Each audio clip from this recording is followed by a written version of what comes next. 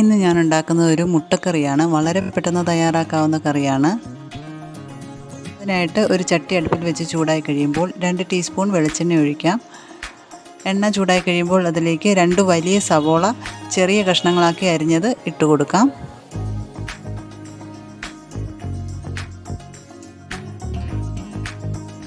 ഇനി ഇതിലേക്ക് പാകത്തിന് ഉപ്പ് കൂടി ചേർത്ത് നന്നായി വഴറ്റിയെടുക്കാം. നല്ല ബ്രൗൺ നിറമാവുന്നിടം വരെ വഴറ്റിയെടുക്കണം.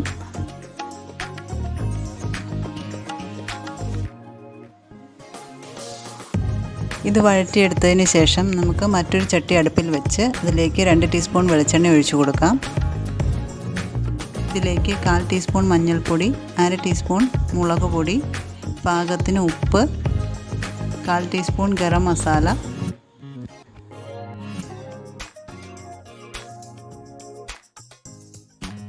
ഇത്രയും ചേർത്തതിന് ശേഷം പുഴുങ്ങി വെച്ചിരിക്കുന്ന മുട്ട ഇതിലേക്ക് ഇട്ട് കൊടുക്കാം.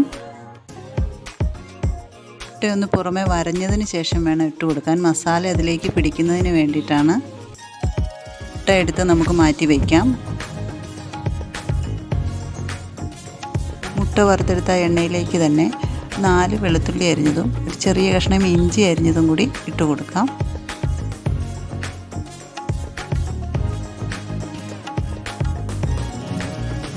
വെളുത്തുള്ളി ഇഞ്ചിയും ചെറുതായിട്ടൊന്ന് മൂത്ത് വന്ന് കഴിയുമ്പോഴേക്കും ഇതിലേക്ക് 2 പച്ചമുളക് കീറിയത് കൂടി ഇട്ട് കൊടുക്കാം.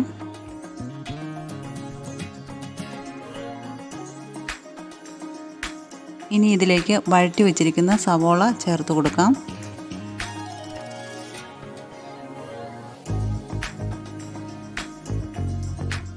ഇനി ഇതിലേക്ക് 1/2 ടീസ്പൂൺ കുരുമുളക് പൊടി കൂടി ചേർക്കാം.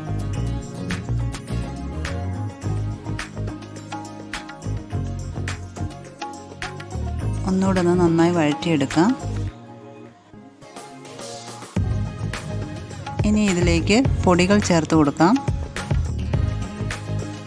1/4 ടീസ്പൂൺ മഞ്ഞൾപ്പൊടി, 1 ടീസ്പൂൺ മുളക് പൊടി, 1 ടീസ്പൂൺ കാശ്മീരി മുളക് പൊടി, 1/2 ടീസ്പൂൺ ഗരം മസാല, 1 ടീസ്പൂൺ മല്ലിപ്പൊടി. ഇത്രയും ചൂടാക്കി എടുത്തിട്ടാണ് ചേർക്കുന്നത്.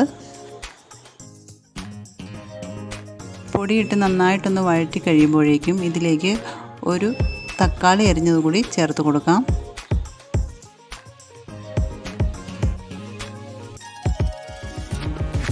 രണ്ട് തണ്ട് കറിവേപ്പില ചേർക്കാം.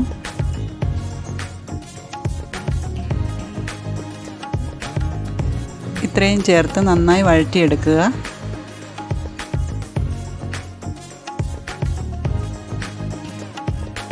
ഇനി ഇതിലേക്ക് 1 കപ്പ് വെള്ളം ഒഴിച്ചു കൊടുക്കാം.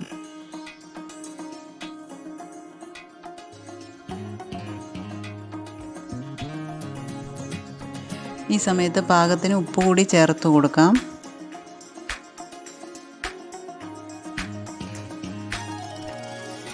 ഉപ്പ് ചേർത്ത് നന്നായി ഇളക്കിയതിന് ശേഷം 5 മിനിറ്റ് മൂടി വെച്ച് വേവിക്കാം.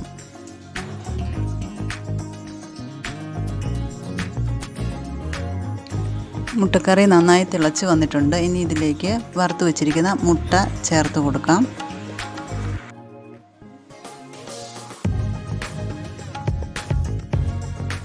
മുട്ട ചേർത്ത് നന്നായിട്ടൊന്ന് ഇളക്കിയതിന് ശേഷം 5 മിനിറ്റ് കൂടി മൂടി വെച്ച് വേവിക്കാം.